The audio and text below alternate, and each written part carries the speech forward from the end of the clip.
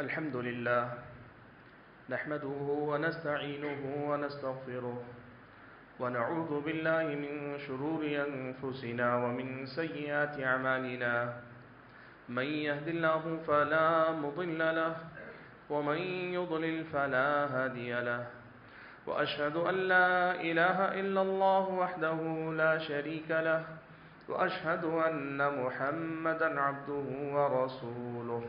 أرسله بالحق بشيرا ونذيرا أما بعد فأعوذ بالله من الشيطان الرجيم بسم الله الرحمن الرحيم يوم نقول لجهنم هل امتلأت وتقول هل من مزيد وأزلفت الجنة للمتقين غير بعيد هذا ما توعدون لكل أواب حفيظ من خشي الرحمن بالغيب وجاء بقلب منيب ادخلوها بسلام ذلك يوم الخلود لهم ما يشاءون فيها ولدينا مزيد وكم أهلكنا قبلهم من قرن هم أشد منهم بطشا فنقبوا في البلاد هل من محيص إن في ذلك لذكرى لمن كان له قلب أو ألقى السمع وهو شهيد ولقد خلقنا السماوات والأرض وما بينهما في 6 أيام وما مسنا من لغوب فاصبر على ما يقولون وسبح بحمد ربك قبل طلوع الشمس وقبل الغروب ومن الليل فسبحه وأدبار السجود واستمع يوم ينادي المناد من مكان قريب يوم يسمعون الصيحة بالحق ذلك يوم الخروج إنا نحن نحيي ونميت وإلينا المصير يوم تشقق الأرض عنهم سراعا ذلك حشر علينا يسير نحن أعلم بما يقولون وما أنت عليهم بجبار فذكر بالقرآن من يخاف وعيد. بزرگان محترم، ملت اسلامیہ کے نوجوانوں اور پردہ نشین خواتین اسلام، اللہ رب ذوالجلال ہم سب کا تنہا خالق، تنہا مالک اور ہم سبھی کا تنہا معبود برحق، ہر قسم کی تعریف و توصیف، ہر طرح کی حمد و ثنا، اور میری اور آپ سبھی حضرات اور خواتین کی ہر ایک عبادت، ہماری اور آپ کی ہر ایک ریاضت اور بندگی کا اکیلا اور تنہا مستحق رب ہے، معبود برحق ہے، جس کی بندگی میری اور آپ کی زندگی کا مقصد ہے، اور جس کی بندگی میں ہماری زندگی کا گزرنا ہمارا سب سے بڑا کمال، سب سے بڑا کارنامہ، اور دنیا اور آخرت دونوں ہی مقامات پر کامیابی اور کامرانی کی ضمانت ہے۔ درود و سلام ہو نبی آخر الزماں پیارے نبی محمد صلی اللہ علیہ وسلم کی ذات گرامی پر، جنہیں اللہ تبارک و تعالیٰ نے اپنا آخری نبی و رسول بنا کر بھیجا، جنہوں نے ہماری اور آپ کی دینی تربیت فرمائی، اللہ تبارک و تعالیٰ کے دیے ہوئے دین کو ہم اور آپ تک پہنچایا، ایک ایسا دین جو ہم اور آپ کو نیکیوں میں آگے بڑھنے کی ترغیب دلاتا ہے، برائیوں سے پیچھے ہٹنے کا حکم دیتا ہے، اور اسی مقابلے میں زندگی جیتے جیتے اللہ تبارک و تعالیٰ سے قریب، جنت سے قریب اور جہنم سے دور ہو جانے کی تعلیم اور ہدایت ہم اور آپ کو دیتا ہے۔ حاضرین جمعہ، ذی القعدہ کا مہینہ ختم ہو کر ذی الحجہ کا مہینہ شروع ہونے جا رہا ہے۔ ماہ ذی الحجہ کے جو ابتدائی 10 ایام ہیں، اسلامی شریعت کے نظر میں انتہائی اہمیت اور فضیلت کے ایام ہیں۔ قرآن و سنت میں اگر میں اور آپ پڑھ کر دیکھیں تو قرآن میں خود اللہ تبارک و تعالیٰ نے ان ایام کی بڑی فضیلت بیان فرمائی، اور خود پیارے نبی صلی اللہ علیہ وسلم نے بھی ان دنوں کی بڑی اہمیت اور بڑی فضیلت متعدد حوالوں سے آپ نے اجاگر کی ہے، بیان فرمائی ہے۔ اور اسی کا نتیجہ ہے کہ اہل علم نے بھی ان ایام کو خصوصی طور پر ایمان والوں کی زندگی میں نیکیوں کے موسم بہار کے طور پر ذکر کیا ہے۔ یعنی ایک ایمان والا انسان، عمل صالح والی زندگی جینے والا انسان ان ایام کا جب سامنا کرتا ہے یا جب ایام اس کی زندگی میں آتے ہیں تو وہ ایسے ہی محسوس کرتا ہے جیسے کوئی آدمی اپنی مناسبت سے کسی موسم کو پا کر خوش ہوتا ہے۔ کھیل کود میں دلچسپی رکھنے والا کھیل کا موسم آتا ہے تو خوش ہو جاتا ہے، تیاری کرتا ہے۔ تجارت کرنے والے تاجر اچھی تجارت کا موسم آتا ہے تو خوش ہو جاتا ہے اور تیاری کرتا ہے۔ ایسے ہی ایک ایمان والا جو دنیا کے اندر آخرت کی کھیتی کرتا ہے، دنیا میں تجارت کرتا ہے تاکہ آخرت کو کما لے، ایمان والے کی زندگی میں بھی ایسے جو ایام آتے ہیں، یہ جو مناسبتیں آتی ہیں، ایمان والا انہیں عام دنوں کی طرح نہ ان کا استقبال کرتا ہے، نہ عام دنوں کی طرح ان دنوں کو گزارتا ہے، اور نہ ہی ان میں غفلت کا شکار ہوتا ہے۔ ایمان والوں کے عقل مند ہونے کی یہ علامت ہوتی ہے کہ وہ چوکنا رہتے ہیں کہ نیکی کمانے کے ایسے موسم کب آتے ہیں، ایسے موقع کب نصیب ہوتے ہیں، اور اسی کا تقاضا ہے کہ ہم اور آپ یہ جو ایام آنے والے ہیں، ذی الحجہ کے یہ جو ابتدائی ایام آنے والے ہیں، ان ایام کے تئیں سب سے پہلے اپنی جانکاری میں اضافہ کریں اور اللہ کی توفیق سے جو بھی خیر ہمیں معلوم ہو اس خیر میں سبقت کرنے کی کوشش کریں اور نیکیوں میں زیادہ سے زیادہ آگے بڑھیں۔ قرآن و سنت ہم اور آپ اگر پڑھ کر دیکھیں تو ان 10 دنوں سے متعلق جو حوالے ہم اور آپ کو ملتے ہیں، ان میں سے سب سے پہلا حوالہ جو آج میں ذکر کروں گا وہ یہ کہ اللہ تبارک و تعالیٰ نے سورہ فجر میں قسم کھائی، سب سے پہلی قسم کہا والفجر، فجر کی قسم ہے، ولیال عشر، اور 10 دنوں کی یا 10 راتوں کی قسم ہے۔ مفسرین کرام نے لکھا کہ یہاں لیال عشر سے مراد بعض صحابہ کرام نے بتایا کہ یہی 10 دن اور یہ 10 راتیں، یہ جو ذی الحجہ کی ابتدائی 10 دن آئیں گے، ذی الحجہ کی ابتدا سے لے کے عید الفطر کے دن کی شام تک کے یہ جو 10 دن ہیں، ان کی اہمیت کو بتانے کے لیے اللہ تعالیٰ نے خصوصی طور پر ان کی قسم کھائی، کہا ولیال عشر، قسم ہے ان 10 راتوں کی۔ اور عربی زبان میں لیلۃ رات کے لیے بھی آتا ہے اور دن اور رات دونوں کو ملا کر بھی کہا جاتا ہے، اور یوم بھی ایسے ہی ہے، کبھی صرف دن کے لیے کہا جاتا ہے، کبھی دن اور رات دونوں کو ملا کر کہا جاتا ہے۔ یہاں 10 راتوں کی قسم دراصل 10 دنوں کی قسم ہے۔ یہ مفسرین کرام میں سے کئی ایک نے نقل کیا۔ ابن کثیر رحمۃ اللہ علیہ نے تو یہ بات بالجزم لکھی ہے کہ یہی 10 دن مراد ہیں۔ اس آیت میں اللہ تعالیٰ نے ان 10 دنوں کی قسم کھا کر یہ بتایا ہے کہ اللہ کے نزدیک یہ غیر معمولی دن ہیں، ایمان والوں کی زندگی میں بھی یہ غیر معمولی دن ہونے چاہیے۔ اللہ تعالیٰ کے نزدیک ان کی اہمیت ہے، ایمان والے کی زندگی میں بھی اس کی غیر معمولی اہمیت ہونی چاہیے۔ عام دنوں کی طرح یہ دن گزرنے نہیں چاہیے۔ قرآن مجید کے اندر ان 10 دنوں کا یہ پہلا تذکرہ ہے۔ دوسرے مقام پر جہاں ہمیں ان 10 دنوں کا تذکرہ ملتا ہے، اللہ تبارک و تعالیٰ نے حضرت موسیٰ علیہ السلام کا ایک معاملہ یہ ذکر فرمایا کہ اللہ نے حضرت موسیٰ علیہ السلام کو طور پر بلایا۔ طور جو پہاڑی ہے، کوہ طور پر اللہ تعالیٰ نے حضرت موسیٰ علیہ السلام کو بلایا، عبادت کرنے کا موقع دیا۔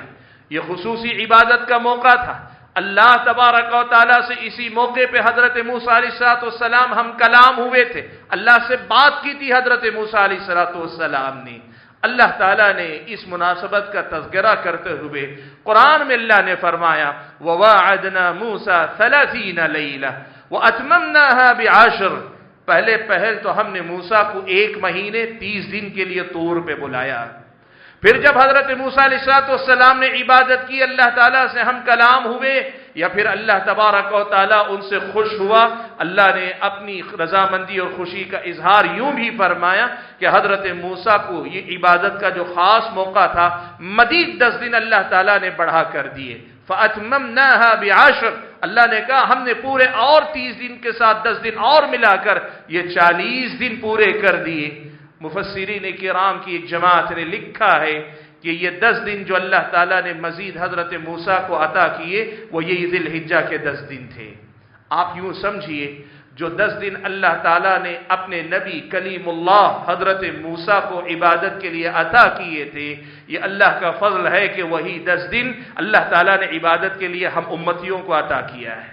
نبی علیہ الصلوۃ والسلام کے ہم امتیوں کو بھی وہ دن متعین کر کے یا بتا کر اللہ تبارک و تعالیٰ نے گویا ترغیب دلائی ہے کہ یہ اللہ کا انعام ہے، اللہ دے رہا ہے، اللہ دے رہا ہے، تم بھی آگے بڑھ کر ان دنوں کو اب ہاتھوں ہاتھ لو، ان دنوں میں عبادت کرو، اللہ تبارک و تعالیٰ کو راضی کرنے کی کوشش کرو۔ یہ 10 دن اللہ تبارک و تعالیٰ کے خصوصی فضل و کرم کا مظہر ہیں۔ اللہ جب دینا چاہتا ہے اس وقت جب آپ اور ہم آگے بڑھ کے لے لیں گے، بہت ملے گا، بے حد و حساب ملے گا۔ یہ وہ ایام ہیں جو اللہ تعالیٰ ہم اور آپ کو عطا کرنے والا ہے۔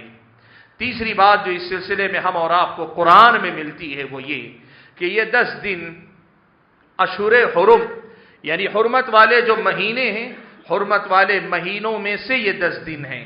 حرمت والے 4 مہینے قرآن میں اللہ تعالیٰ نے بیان فرمائے، ذی القعدہ، ذی الحجہ اور محرم اور پھر رجب، یہ 4 مہینے۔ یہ ذی الحجہ کے 10 دن حرمت والے مہینوں میں آنے والے 10 دن ہیں جو عام دنوں کے ساتھ یعنی اس سے پہلے اور اس کے بعد والے دنوں کے ساتھ یہ خود بھی فضیلت والے دن ہیں۔ آپ سوچیں دوسری فضیلتوں کے ساتھ اللہ تعالیٰ کے حرمت والے مہینے، محترم مہینے، اللہ نے جن کو خصوصی مقام عطا کیا، ان مہینوں کے یہ 10 دن ہیں جو اللہ تعالیٰ نے مجھ کو اور آپ کو عطا فرمائے ہیں۔ قرآن مجید میں یہ 3 بڑے حوالے مجھ کو اور آپ کو ملتے ہیں جو بتاتے ہیں کہ یہ آنے والے 10 دن اللہ تعالیٰ کی نظر میں غیر معمولی دن ہیں، غیر معمولی اہمیت کے حامل ہیں۔ ہماری زندگی میں بھی ان کی غیر معمولی اہمیت ہونی چاہیے۔ پیارے نبی صلی اللہ علیہ وسلم کی احادیث میں ہم اور آپ اگر دیکھنا چاہیں ان 10 دنوں کی فضیلت کے سلسلے میں پیارے نبی صلی اللہ علیہ وسلم نے ایک بڑی عظیم حدیث آپ نے ارشاد فرمائی۔ آپ صلی اللہ علیہ وسلم نے فرمایا ما من ایام العمل الصالح فیہن احب الی اللہ من ایام العشر قیل ولا الجہاد فی سبیل اللہ یا رسول اللہ قال ولا الجہاد فی سبیل اللہ إلا رجل خرج بنفسه وماله ثم لم يعد بشيء من ذلك۔ اللہ کے نبی نے فرمایا کہ ایام جتنے بھی ہیں اور ان میں جو بھی عمل کیا جاتا ہے ان میں سے ان 10 دنوں میں کیا جانے والا جو بھی عمل ہوگا وہ عمل اللہ کو جتنا پسند آتا ہے اور دنوں میں کیے جانے والے اعمال اس کی برابری نہیں کر سکتے۔ یعنی یوں سمجھیے عمل جو اللہ تعالیٰ کے نزدیک محبوب ہوتے ہیں سب سے زیادہ محبوب وہ ہوتے ہیں جو ان دنوں میں کیے جاتے ہیں۔ ان 10 دنوں میں کی جانے والی نیکی اللہ کو سب سے زیادہ پسند ہے۔ صحابہ نے پوچھا اے اللہ کے نبی ولل جہاد فی سبیل اللہ، عام دنوں میں کوئی اللہ کی راہ میں جہاد کے لیے جائے؟ صحابہ نے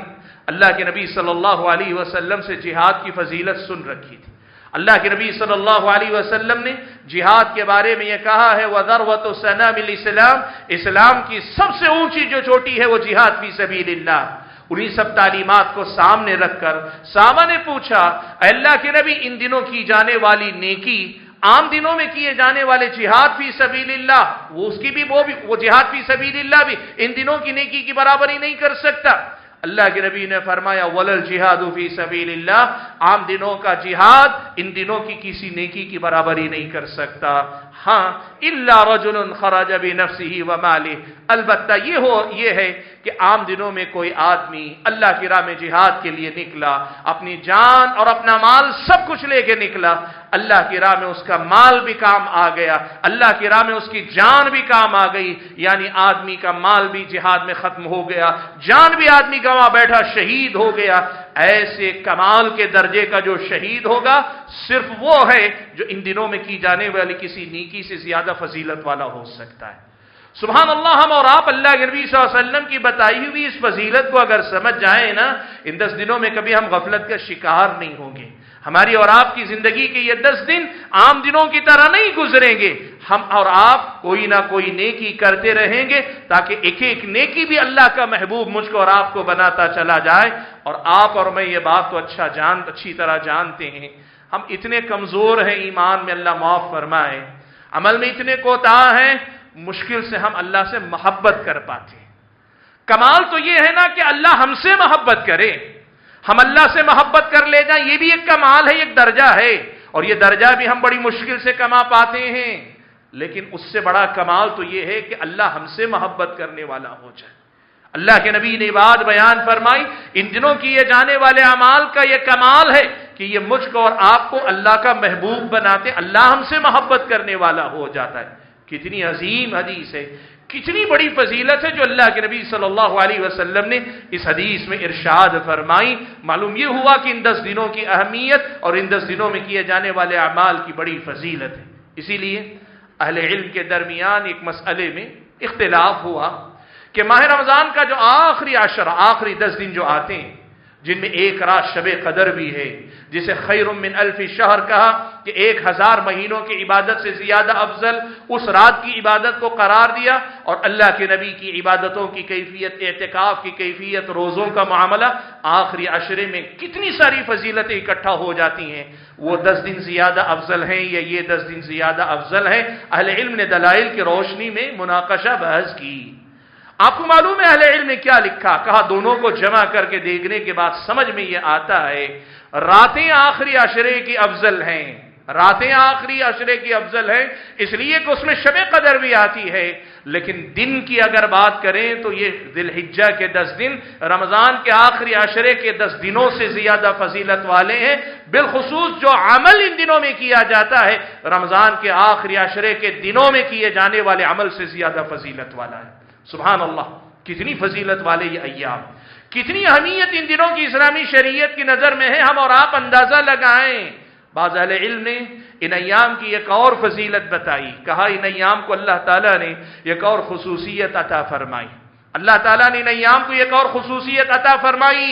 اور وہ خصوصیت کیا ہے؟ کہا یہ ایک ایسے ایام ہیں کہ انہی ایام میں اسلام کے 5 ارکان اکٹھا ہو سکتے ہیں، یا اسلام کے 5 ارکان سے جڑی عبادتیں اکٹھا ہو سکتی ہیں۔ کیسے؟ کہا حج انہی ایام میں ہو سکتا ہے، کسی اور موسم میں نہیں ہو سکتا، حج انہی ایام میں ہو سکتا ہے، کسی اور دنوں میں نہیں ہو سکتا، جبکہ نماز ان دنوں میں پڑھی جاتی، زکوٰۃ آپ کے مال پہ فرض ہوتی ہے، ان دنوں میں آپ زکوٰۃ نکالتے ہیں، اور روزہ، فرض روزہ تو نہیں لیکن عرفے کا مسنون روزہ، یا پھر ذی الحجہ کے ایام میں مسنون روزے یا نفل روزے جو رکھے جاتے ہیں، گرچہ وہ رکن اسلام فرض روزہ نہیں ہے لیکن روزے ہی کی عبادت ہے۔ کہا اس بنیاد پر اسلام کے جو 5 ارکان ہیں، کلمہ ہے، نماز ہے، زکوٰۃ ہے، روزہ ہے، حج ہے، ان ایام کی یہ خصوصیت ہے کہ اللہ تبارک و تعالیٰ نے انہی ایام کے اندر وہ فضیلت رکھی ہے۔ اور اتنا ہی نہیں، اگر ہم اور آپ دیکھیں انہی 10 دنوں میں سے یوم النحر بھی ہے، عید الاضحیٰ کا دن ہے۔ عید الاضحیٰ اسلامی شریعت کی نظر میں عید الفطر سے زیادہ افضل عید ہے، تاریخ اسلام میں نہیں، شریعت اسلامیہ میں افضل ترین عید اگر کوئی ہے تو وہ یہی عید الاضحیٰ ہے۔ اللہ تعالیٰ نے انہی 10 دنوں میں وہ عید الاضحیٰ بھی رکھی ہے۔ اس سے پہلے اللہ تعالیٰ نے یوم عرفہ رکھا ہے، اللہ تعالیٰ نے اس سے پہلے یوم عرفہ کا روزہ رکھنے کا حکم بھی دیا، یہ خود بھی ان ایام کی فضیلت کو بیان کرنے والے ہیں۔ حاضرین گرامی، کتاب و سنت کی تعلیمات کی روشنی میں یہ متفرق حوالے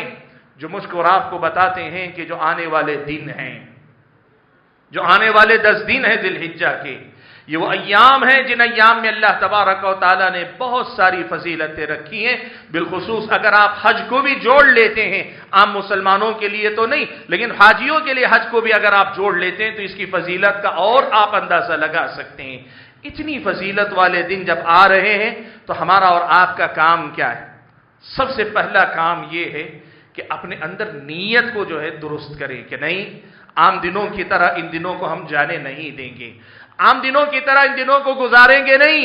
یہ دن جب اتنی اہمیت کے ہیں تو اتنی اہمیت ہماری زندگی میں بھی ان ایام کی ہوگی۔ ہم کوشش کریں گے یہ غیر معمولی ایام ہمارے اور آپ کے عمل کے اعتبار سے بھی غیر معمولی بن جائے۔ سب سے پکا عزم اور ارادہ کریں۔ آپ جانتے ہیں قرآن مجید اللہ تعالیٰ نے اس شریعت مطہرہ میں بڑی خوبیاں رکھی ہیں، اللہ کے بڑے احسانات ہم اور آپ پر ہیں۔ 10 دن آنے والے، ہم اور آپ ابھی سے اگر خوب عمل کرنے کا ارادہ کر لیتے، ہمارا ارادہ کرنے کے ساتھ بشرطے کہ ارادہ واقعی سچا ارادہ ہو، اللہ تعالیٰ 10 دن خوب عمل کرنے کا ثواب پہلے ہی لکھ دیتا ہے۔ سبحان اللہ، اللہ کے نبی نے یہ بات بیان فرمائی. آپ صلی اللہ علیہ وسلم نے ارشاد فرمایا کہ بندہ جب نیکی کا ارادہ کرتا ہے تو فرشتوں کو حکم ہوتا ہے کہ ایک نیکی لکھ لو، اور جب بندہ ارادے کو عملی جامہ پہناتا ہے، نیکی کر لے جاتا ہے، اپنے ارادے کے مطابق عمل کر لیتا ہے، تو کم سے کم 10 نیکیاں لکھی جاتی، اور اللہ جن کو بڑھا کے دینا چاہے اور بھی زیادہ لکھی جاتی.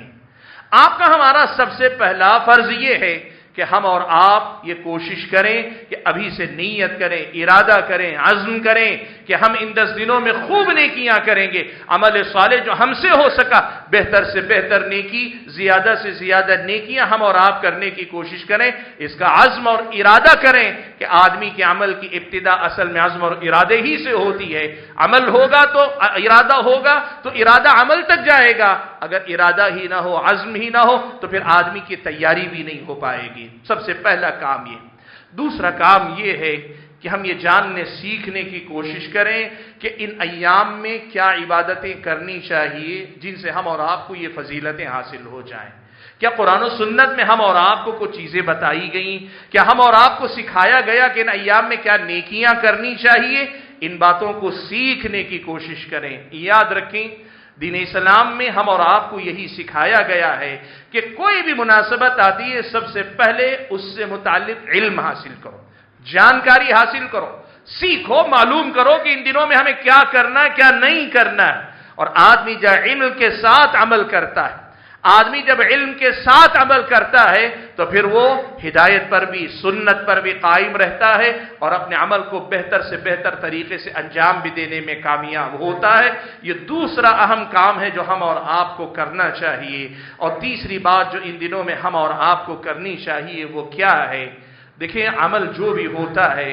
اس میں اخلاص برکت لاتا ہے. اخلاص برکت لانے کا سبب بنتا ہے. آدمی عمل کرے لیکن اس میں اخلاص نہ ہو تو عمل ضائع ہو جاتا ہے. اور وہی آدمی اپنے اخلاص کی حفاظت کر لے جائے، چھوٹا عمل بھی اللہ تعالیٰ کے پاس بہت بڑا درجہ پا لیتا ہے. اخلاص کی برکت، اللہ تعالیٰ کے ساتھ مخلص ہونے کا کمال اس قدر زیادہ کہ آپ نیکی چھوٹی بھی کریں لیکن اخلاص اس کی کیفیت میں اضافہ کر دے، وہ نیکی چھوٹی ہو کر بھی بہت بڑی ہو جاتی ہے. آپ کو معلوم ہے پیارے نبی صلی اللہ علیہ وسلم نے یہ بات ارشاد فرمائی کہ یہ خاتون جو بدکار عورت تھی، اس نے کتے کو پانی پلایا اور پانی پلانے کی وجہ سے اللہ تعالیٰ نے اس کی مغفرت کر دی. آپ نے یہ بھی سنا ہے کہ اللہ کے نبی صلی اللہ علیہ وسلم نے فرمایا کہ ایک آدمی راستے سے جا رہا تھا، راستے میں اس نے دیکھا کہ ایک درخت کی ٹہنی نیچے لٹک رہی ہے. اس نے سوچا یہ ٹہنی جب تک لٹکتی رہے گی لوگوں کو تکلیف دے گی، لوگوں کو تکلیف سے بچانے کے لیے اس نے وہ ٹہنی کاٹ دی. اللہ کے نبی نے فرمایا کہ اللہ نے اس کے عمل کو پسند کیا اور اس کے بدلے میں اسے جنت عطا فرما دی. شیخ الاسلام ابن تیمیہ رحمۃ اللہ علیہ نے اس قسم کی کچھ مسائل ذکر کرنے کے بعد ایک بڑی پیاری بات لکھی ہے. کہا کہ اعمال کے اعتبار سے، جیسے آپ جانتے ہیں نیکیوں میں کچھ بڑی نیکیاں، کچھ چھوٹی نیکیاں.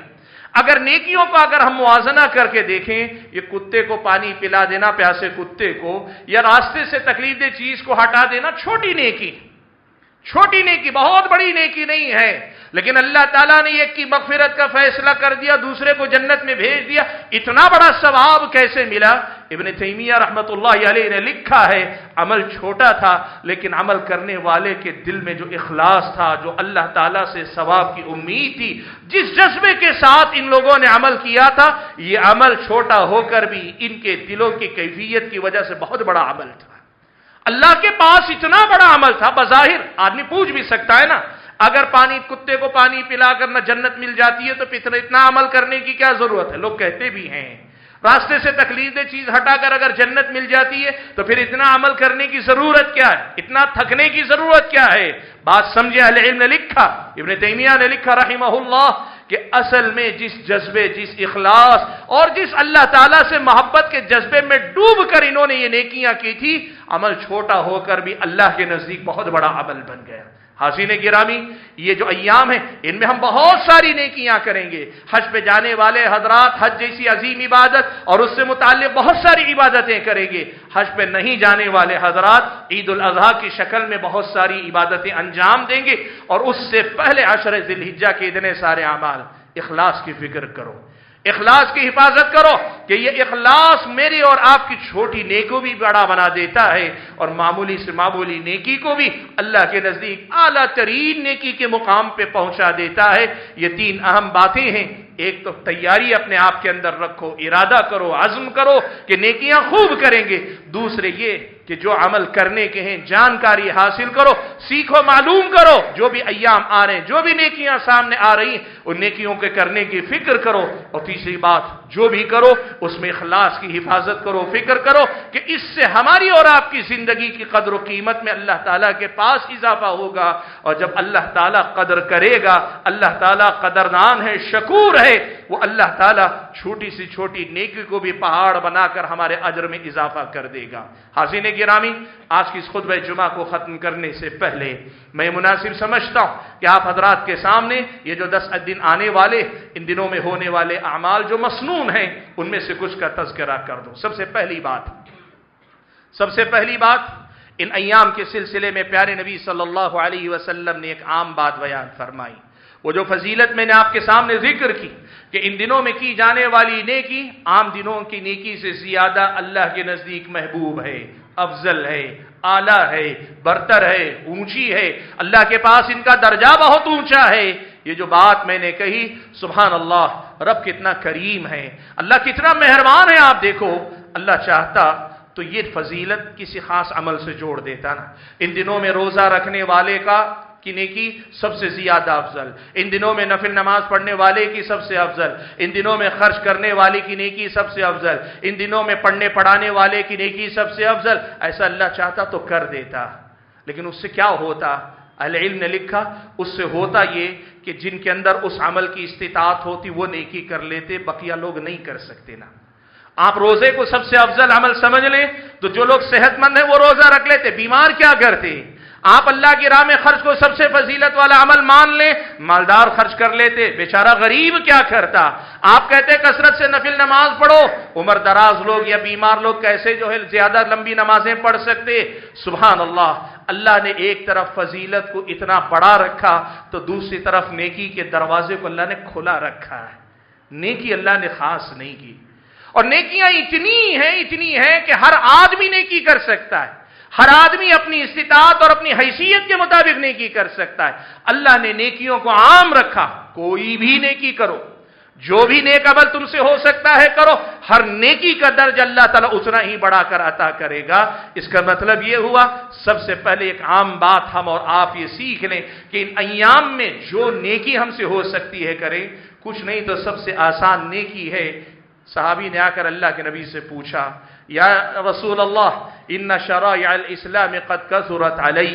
اللہ کے نبی اسلامی شریعت کے جو احکام ہیں، جو ہدایات ہیں بہت زیادہ ہیں، اللہ کے نبی کوئی ایسا ایک عمل بتا دیجئے کہ میں کم سے کم اسے بڑی مضبوطی سے پکڑا رہوں۔ اللہ کے نبی نے کہا لا یزال لسانک رطبا من ذکر اللہ، بس یہ کام کر لو کہ ہمیشہ اللہ کے ذکر سے اپنی زبان کو تر رکھو،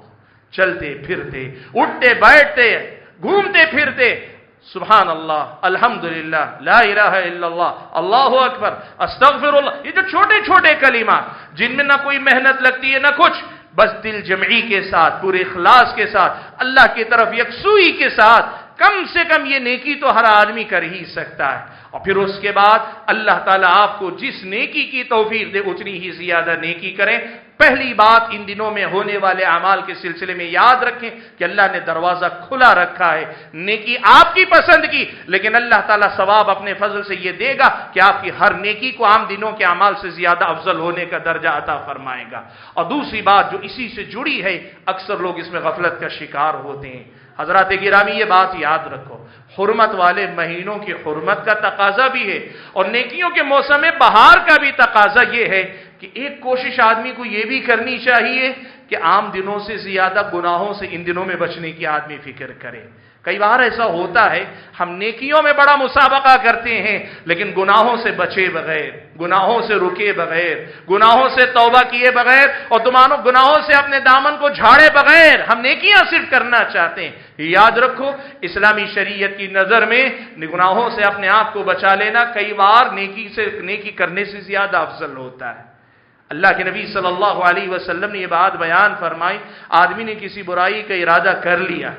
برائی کا ارادہ کر لیا، اسباب سارے میسر ہیں، آسان ہیں، لیکن آدمی پھر اللہ تعالیٰ کی رضا اور خوشنودی کی خاطر اپنی برائی سے باز آ جاتا ہے، گناہ سے توبہ کر لیتا ہے، رک جاتا ہے۔ اللہ کے نبی نے کہا یہ بھی اس کے حق میں نیکی لکھ لی جاتی۔ اس نے جو گناہ کا موقع ہونے کے باوجود گناہ نہیں کیا، یہ بھی اس بندے کے حق میں لکھ لی جاتی ہے نیکی کے طور پر۔ تو نیکی صرف یہ نہیں کہ اچھے کام جان کر ہم اچھائیاں کریں، نیکی یہ بھی ہے کہ جن کو گناہ کا سمجھا جاتا ہے، کہا جاتا ہے شریعت میں جو گناہ کے کام ہیں، ان کاموں سے اپنے آپ کو روک لیا جائے۔ حاضرین گرامی، ان عام ہدایات کے بعد خصوصی طور پر ان دنوں میں جو اعمال ہم اور آپ کو کرنے چاہیے، سنن کی ایک روایت کے مطابق پیارے نبی صلی اللہ علیہ وسلم کان رسول اللہ صلی اللہ علیہ وسلم یصوم 9 ذی الحجہ، اللہ کے نبی ذی الحجہ کی 9 کو روزہ رکھا کرتے تھے۔ یہ 9 سے مراد کیا ہے؟ شارحین حدیث میں سے بعض نے کہا ذی الحجہ کے 9 دن روزہ رکھتے تھے، ذی الحجہ کے 9 دن روزہ رکھا کرتے تھے، اور وہیں بعض اہل علم نے اس کا مطلب یہ سمجھا 9 ذی الحجہ کو روزہ رکھتے تھے جو عرفے کا روزہ ہے۔ اس کا مطلب یہ ہوا اس حدیث میں اللہ کے نبی صلی اللہ علیہ وسلم سے، اگر یہ حدیث حسن ہے، صحیح ہے، جیسے بعض اہل علم نے اسے حسن قرار دیا ہے، اس کی بنیاد پر یہ کہہ رہا ہوں کہ حدیث اگر مان لیں کہ یہ صحیح ہے تو اس سے یہ معلوم ہوتا ہے کہ اس مہینے میں 10 دن میں ہونے والی نیکیوں میں سے ایک نیکی یہ بھی ہے کہ ان دنوں میں آپ روزے رکھا کریں۔ اب روزہ رکھنے والے، آپ کے رمضان کے روزے چھوٹے ہوئے، فرض روزوں کی قضا کر لیں، یا آپ پر کفارے کے کوئی روزے باقی ہیں، آپ کفارے کی نیت سے روزے رکھ لیں، اور آپ پر اگر کفارے کے روزے نہیں ہیں، رمضان کے روزے بھی چھوٹے ہوئے نہیں ہیں، نفل روزوں کی نیت سے رکھ لیں۔ اور اگر ان دنوں میں پیر اور جمعرات کا دن آتا ہے، دوہری نیت کر لیں، یہ میں ذی الحجہ کے ایام کے لیے بھی روزہ رکھ رہا ہوں، میرے پیر اور جمعرات کا بھی روزہ رکھ رہا ہوں، اللہ تعالیٰ دگنا اجر آپ کو عطا کرے گا، روزے ان دنوں میں رکھا کریں۔ دوسرا جو اسی دنوں سے متعلق عمل ہے وہ ہے عرفے کا روزہ۔ حضرت ابو قتادہ رضی اللہ تعالیٰ عنہ روایت فرماتے ہیں کہ کسی آدمی نے اللہ کے نبی صلی اللہ علیہ وسلم سے پوچھا، اللہ کے نبی یہ جو عرفے کے دن کا روزہ ہے، صوم عرفہ ہے، اس کا اجر کیا ہوگا؟ اللہ کے نبی نے فرمایا اللہ سے مجھے یہ امید ہے کہ اللہ تعالیٰ اسے پچھلے 1 سال اور اگلے 1 سال 2 سال کے گناہوں کا کفارہ بنا دے گا۔ 1 دن کا روزہ اور 2 دن کے گناہوں کی معافی، 1 دن کے روزہ 1 دن کا روزہ 2 سال کے گناہوں کی معافی، اور پچھلے 1 سال کے اور اگلے 1 سال کے گناہوں کی معافی۔ چھوٹا عمل بظاہر ہے لیکن اجر اللہ نے بہت زیادہ رکھا ہے، اس لیے روزہ رکھنے کی کوشش کریں۔ یہ عرفے کا روزہ ہے جس کی فضیلت ہم اور آپ کو معلوم ہوتی۔ ان دنوں میں اور کیا عمل ہونا چاہیے؟ پیارے نبی صلی اللہ علیہ وسلم حضرت عبداللہ ابن عمر رضی اللہ تعالیٰ عنہما نے ان 10 دنوں کی فضیلت روایت کی، اور روایت کرنے کے بعد مزید یہ کہا کہ اللہ کے نبی نے کہا فَأَكْثِرُوا فِيهِنَّ التَّهْلِيلَ وَالتَّكْبِيرَ وَالتَّحْمِيدَ۔ طبرانی کی اس روایت کو بعض اہل علم نے حسن قرار دیا کہ اللہ کے نبی نے ان دنوں میں کثرت سے لا الہ الا اللہ پڑھو، اللہ اکبر کثرت سے پڑھو، الحمدللہ کثرت سے پڑھو۔ ان 3 اذکار کا خصوصی طور پر اللہ کے نبی نے حکم دیا، کثرت سے اس کا ذکر ہوتے رہنا چاہیے، جن کو آپ ذکر کہیں یا تکبیرات کہیں، اللہ اکبر، اللہ اکبر، لا الہ الا اللہ اور الحمدللہ کثرت سے پڑھتے رہیں۔ اور ان کے علاوہ قرآن مجید میں اللہ تبارک و تعالیٰ نے ان دنوں میں خصوصی طور پر اللہ تعالیٰ کا ذکر کرنے کا حکم دیا ہے، جس کو اہل علم نے یہ بات اس انداز میں کہا کہ رمضان کے ذی الحجہ کے ابتدائی سے پہلا ہی جو دن شروع ہوگا وہاں سے لے کر آدمی کو کثرت سے تکبیرات بلند آواز سے کہنا چاہیے۔ صحیح مسلم کی روایت میں کہ حضرت عبداللہ ابن عمر اور حضرت ابو ہریرہ رضی اللہ تعالیٰ عنہما زور زور سے تکبیرات کہتے ہوئے بازار میں جاتے تھے تاکہ لوگ ان کی تکبیرات سن کر وہ بھی تکبیرات کہیں، کثرت سے تکبیرات کہا کرتے تھے۔ یہ حضرت عبداللہ ابن عمر حضرت ابو ہریرہ کا طرز عمل تھا، جس سے یہ معلوم ہوتا ہے کہ اللہ کے نبی صلی اللہ علیہ وسلم نے یہ سکھایا ان دنوں میں کثرت سے تکبیرات پڑھتے رہنا چاہیے۔ تکبیرات کی یہ قسم ہے جو عرفہ کی صبح سے 9 ذی الحجہ کی صبح سے شروع ہوتی ہے اور 13 ذی الحجہ کی نماز عصر تک، نمازوں کے بعد 5 وقتہ نمازوں کے بعد کہی جاتی۔ وہ جو نمازوں کے بعد تکبیرات کہی جاتی، اس کے سلسلے میں یہ بات یاد رکھیں،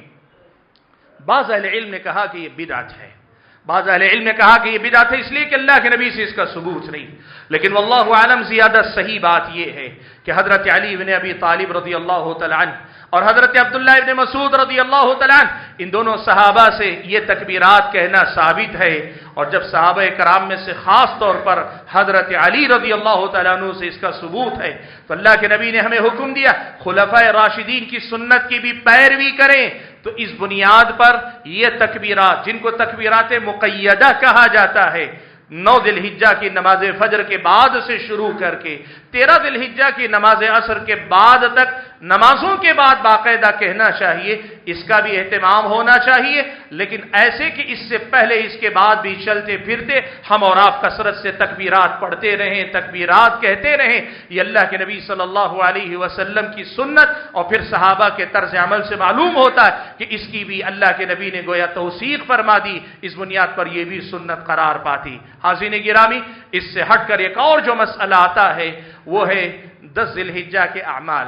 10 ذی الحجہ کے اعمال، عید الفطر، عید الاضحیٰ، قربانی اور عید سے متعلق جو احکام ہیں، یہ ساری باتیں سیکھ کر ہم اور آپ عمل کرنے کی کوشش کریں۔ یہ کچھ منتخب اعمال ہیں جو ان دنوں میں ہم اور آپ کو کرنے چاہیے۔ اللہ سے دعا کیجئے کہ اللہ تعالیٰ مجھے اور آپ سبھی حضرات اور خواتین کو جو کچھ ہم پڑھ کہتے ہیں، سنتے، کہنے اور سننے سے زیادہ سمجھ کر عمل پیرا ہونے کی توفیق عطا فرمائے، ان دنوں کی قدر کرنے کی توفیق عطا فرمائے، عمل صالح کی توفیق عطا فرمائے، اور جو بھی عمل ہم کرتے ہیں اللہ تعالیٰ اپنے فضل و کرم سے قبول فرمائے۔ اللہ تعالیٰ جہاں بھی مسلمان کہیں پریشان ہیں ان کی حفاظت فرمائے، ان کی پریشانیوں کو دور فرمائے۔ اللہ تعالیٰ جان و مال، عزت و آبرو کی حفاظت فرمائے۔ جو بیمار ہیں ان کو شفا عطا فرمائے، جو لوگ پریشان حال ہیں ان کی پریشانیوں کو دور فرمائے، جو لوگ قرض دار ہیں ان کی قرض کی ادائیگی کے اسباب مہیا فرمائے، اور جو لوگ بے روزگار ہیں اللہ تعالیٰ ان کو حلال اور پاکیزہ رزق عطا فرمائے۔ اللہ تعالیٰ ہم میں سے جو انتقال کر گئے ان کی مغفرت فرمائے، ان کے گناہوں کو بخش دے، اپنے فضل و کرم سے ان کو نواز دے۔ جو انتقال کر گئے اللہ تعالیٰ ان کو جنت نصیب فرمائے، جنت میں اعلیٰ سے اعلیٰ مقام عطا فرمائے، اور پیچھے رہ جانے والوں کو اللہ تعالیٰ صبر جمیل کی توفیق عطا فرمائے، اور اس مصیبت کو اللہ تعالیٰ تمام لوگوں کے حق میں بلندی درجات کا ذریعہ بنائے۔ اللہ جب تک دنیا میں رکھے ایمان اسلام پر قائم رکھے، جب اپنے پاس بلائے تو ایمان کی حالت میں بلائے۔ آمین وآخر دعوانا ان الحمد للہ رب العالمین۔